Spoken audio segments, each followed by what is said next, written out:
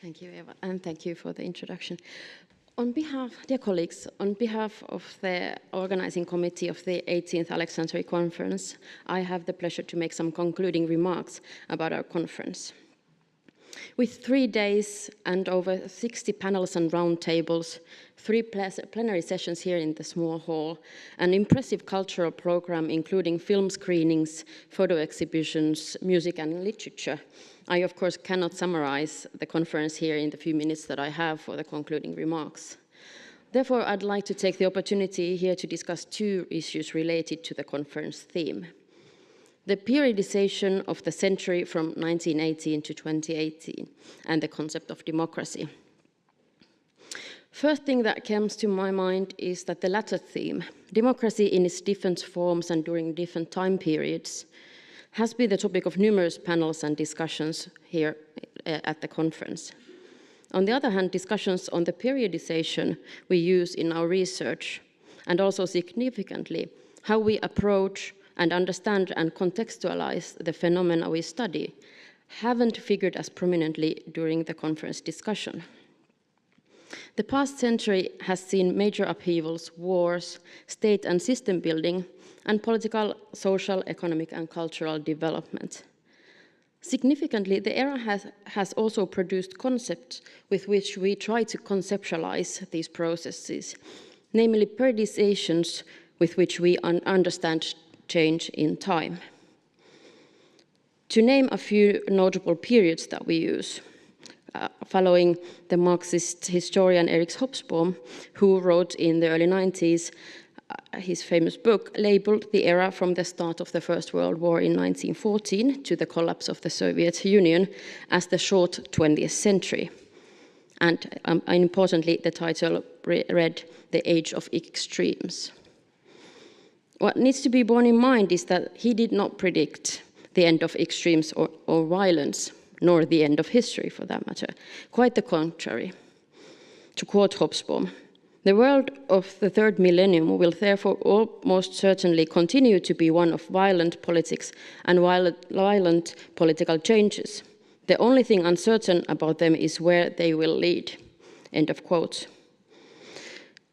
However, the events of 1989 to 1991 and the rupture and the transformation that began after that, we use and label it the period we live in as post-socialist or post-Soviet, or depending on our discipline, also post-Cold War era. However, what I would like to do is here now is to call on us to think that while upheavals such as the socialist system collapse give us important milestones and allow us to distinguish periods in the flow of time, upheavals, even in their most extreme, do not constitute an absolute break with the past. And here we should see the usefulness of the concept, legacies of the past. The study of how past experience influence future trajectories. And thinking about the topic of the conference and the region we study, we should in our analysis conceptualize the present as layers of different segments of our past. It is a post-socialist era that started almost 30 years ago, and it is also post-imperial era that started a century ago. And here I come to the second point of the concluding remarks, that of the study of democracy. Next autumn, we will commemorate the 30th anniversary of the fall of the Berlin Wall. At the time of the rapid systemic transformations and revolutions, I would argue, no one would have expected that some of the countries of Central Eastern Europe would be able to join the European Union in just 15 years after 1989. A major theme in our conference has been to study and talk about the democratization of Eastern Europe and Eurasia. However, it has to be borne in mind that we have also discussed during the conference that the term democracy has also figured prominently in these countries also in the past. We've heard presentations dealing with concepts of democracy with labels such as socialist democracy. And we speak of the Central Eastern European countries having been people's democracies. And currently, we also see labels such as sovereign democracy or illiberal democracy.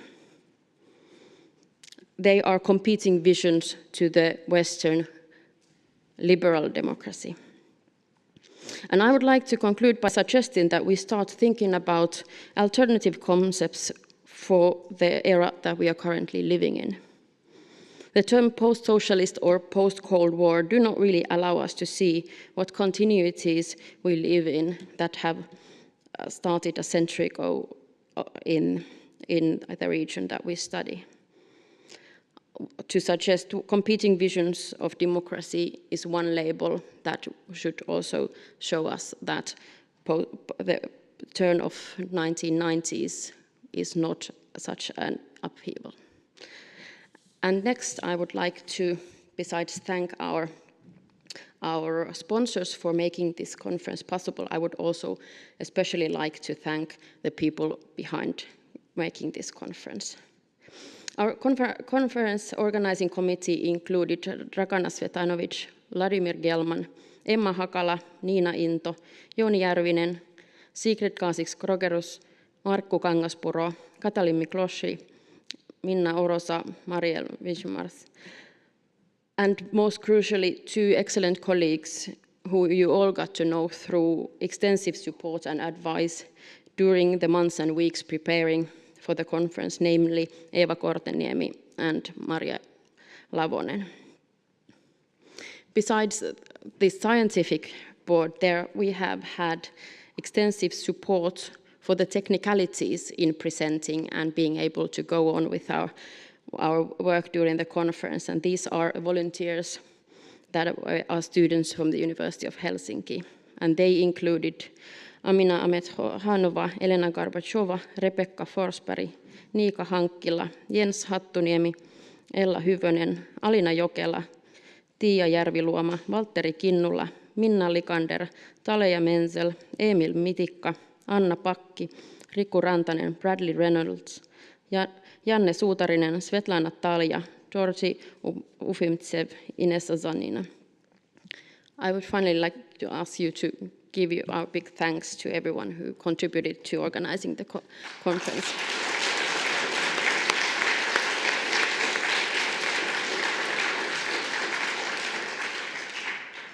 And now it's time to thank all of you.